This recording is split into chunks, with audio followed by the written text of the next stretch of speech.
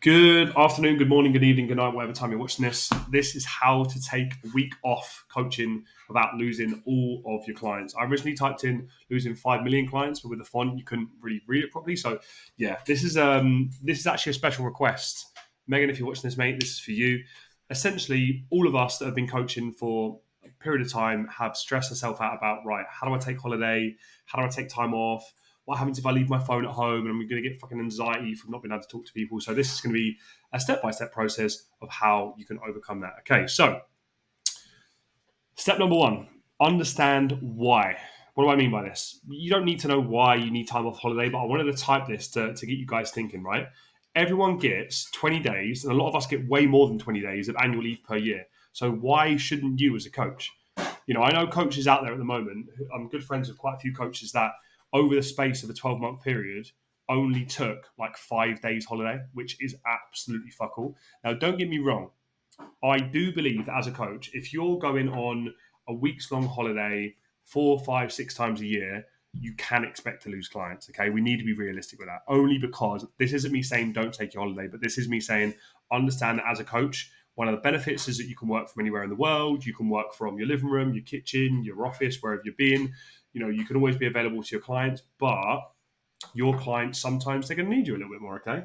With that being said, please understand a burnt out coach is an ineffective coach. Okay. So please, for goodness sake, take some time off. It's so important. And I'd say take time off every single week as well. Ideally, for most of you, you'll probably be working Monday to Friday and not working Saturdays and Sundays. But I'm talking about in terms of actual physical, complete time off of work. It's really, really, really important. Generally speaking, for myself, running Coach's Corner, I tend to take off a big block in the summer, so like 7 to 10 days all in one go, and a big block in the winter, which would be around Christmas, 7 to 10 days all in one go. That's generally speaking what I'll tend to do.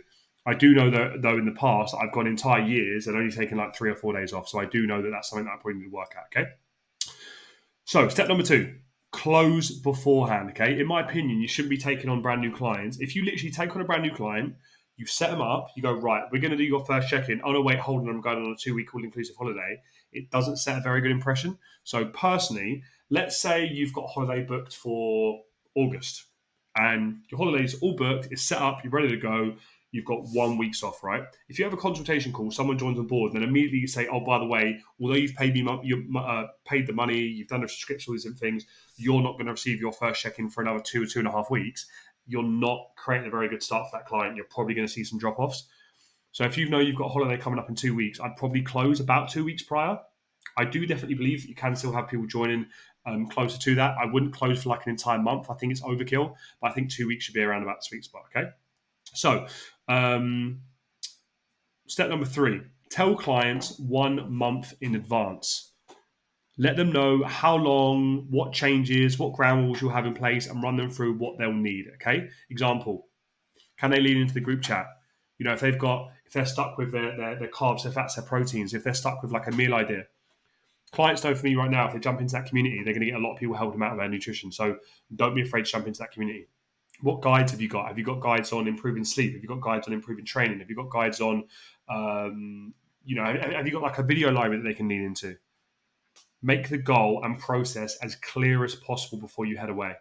Also, with telling clients a month in advance and with any changes that are taking place, a lot of you watching this are going to go away on a trip and it's simply going to be a bit of a business trip. Okay. Maybe you're going to, I don't know, one of you went to Barcelona for 4 days recently. And because you're going to Barcelona, you're probably still going to be doing some work. Right. So my check ins are going to be done before I go. While I'm away, guys, I'm still going to be communicating with you. I'm still going to be messaging you. The only real difference is my reply time is going to be a little bit different. And maybe, do apologise, maybe if you're in a different time zone, things will change a little bit. Earlier on this year, in April, I went to Dubai, and all I said was, look, my communication hours are usually 7 to 7. I'm going to bend them a little bit. I'm going to do till 8 because my time at 8 o'clock, sorry, my time UK 8 p.m. would have worked out. I believe it would have been 9 p.m. Dubai time. So logging off from work at 9 p.m. is pretty fucking late. But people know that obviously I'm going above and beyond to try and do everything that I possibly can. So just set that precedent, okay? Now, with that being said, this is covering both if you're going on holiday and taking the whole time off, or if you're going away and you're not taking time off. If you're in a foreign country, you can still work, But just make sure if you are still working, you set ground rules for clients. I think there's two ways to approach it. Either complete time off or make sure you are going above and beyond to say, like, look, just because I'm in a foreign country here, I can still help you out. Clients will remember that and really trust you for it, okay? But ultimately, this whole webinar is on taking time off. So if you've clicked on this, chances are you want to actually take proper time off. So please make sure you do it. And don't go, I'm going to take time off and then suddenly start working, because then it's not really time off, is it? Step number 4, tell clients one-to-one and in the community or in the chat 2 times, okay? So twice to their face, twice in the chat. This sounds like overkill because you're telling them 4 times. You'd be amazed how many people miss this. I had a client who left my coaching about 2 years ago, and there was a running joke in the chat because I said so many times I was going to Dubai. Everybody was taking the mick out of me. Everyone said every time I mentioned the word Dubai, I've got to do an extra 1,000 steps. I must have mentioned the fact I was going to Dubai individually to clients 3, maybe 4 times, and in the chat, I think 4 or even 5 times. I recorded 2 voice notes, 2 videos, and I sent it in text. A client left me because she said that I didn't tell her. I said it 10 times. So make sure you get it across to everyone and make sure you get confirmation from them. Really important. Step number 5, don't justify yourself, okay?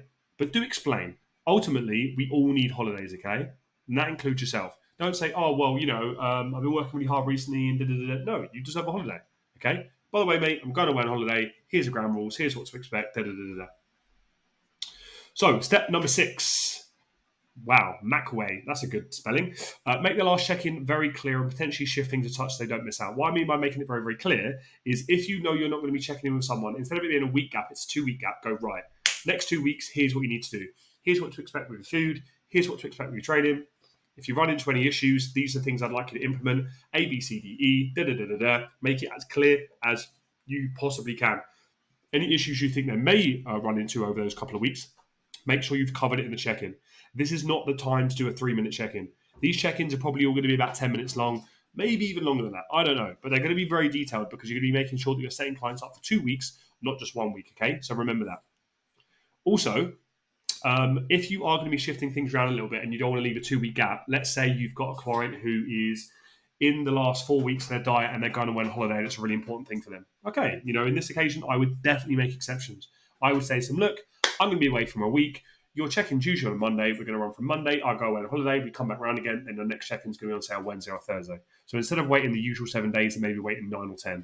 That way, they're not really missing that much from you other than like a few days, which ultimately isn't a huge difference, okay?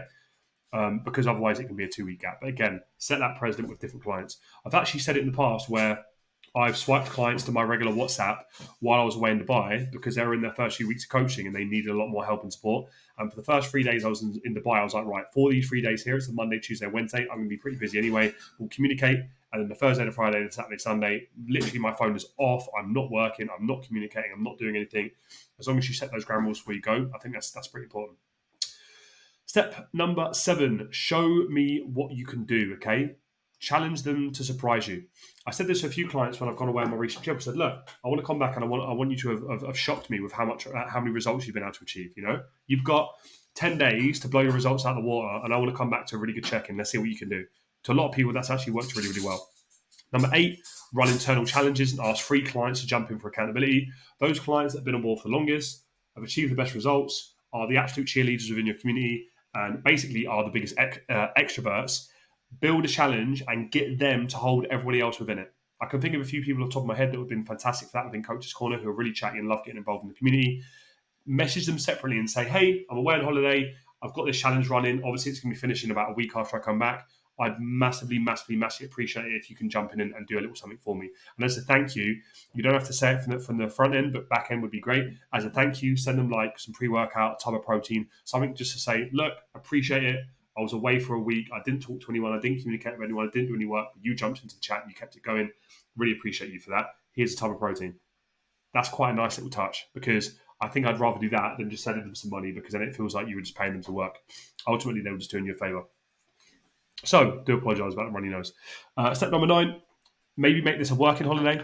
Now, again, the reason I want to add this in here because some people are going to be watching this thinking, yeah, but what happens if I go away on a city break for a few days and I still want to work? In that case, I would just simply say to people, look, I'm still working, everything is as normal, and it runs like clockwork. I did that in Sicily. I did that in Portugal. My clients really appreciated it. I mean, quite a few people jumped on the calls with me and they were looking behind and like, you on a beach? Yes, I am. Oh, you're on holiday? Well, yes, but no. I'm still working. I'm still here. And you know what? When I came back, they all said, fucking hell, you don't stop. Fair play. Sometimes as a coach, if you're traveling 6, 7, 8, 9, 10 times a year, who knows? If you're traveling loads, you'll do some of those. If you're not traveling much, you're actually taking a holiday, please just take the holiday and take all the advice I said in here. So make sure you know what you're going to be doing before you go away. And then finally, if you're off, preload content, okay?